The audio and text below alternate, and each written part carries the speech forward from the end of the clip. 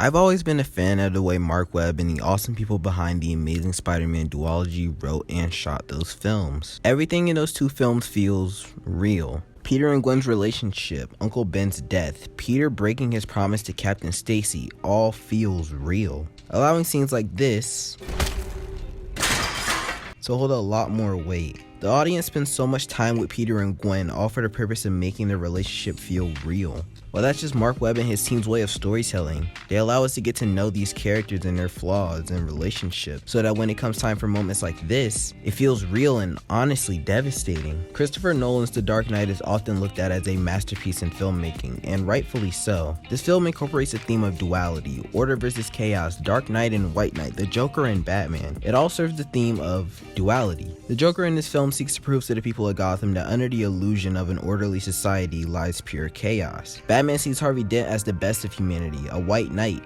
a hero, only for that all to be changed later at the end of the film. This also presents the undermined central idea of the film, lies. This is Nolan's way of storytelling. He makes the audience question things, and most of the time at the end, he presents us with an answer. Did the Joker accomplish his goal?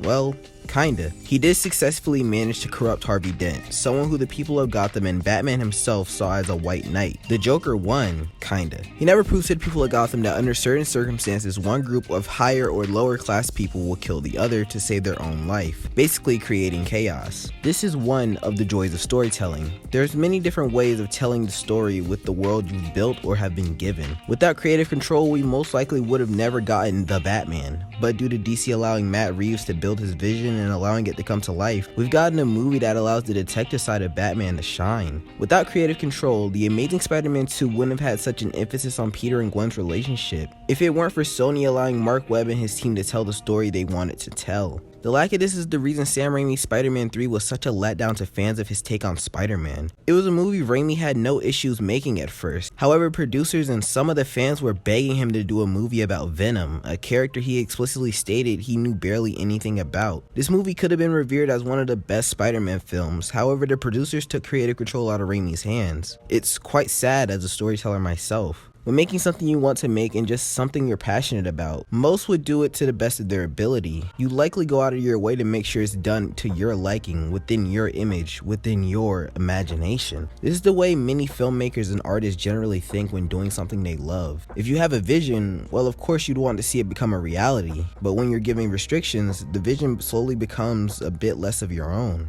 You're no longer telling your own story, and due to this, it starts to feel more like a chore. You have lost the joys of storytelling. But anyways, with that being said, I've been Just Coolsid, and if you enjoyed this video, here's another I think you'd enjoy. But until next week, later.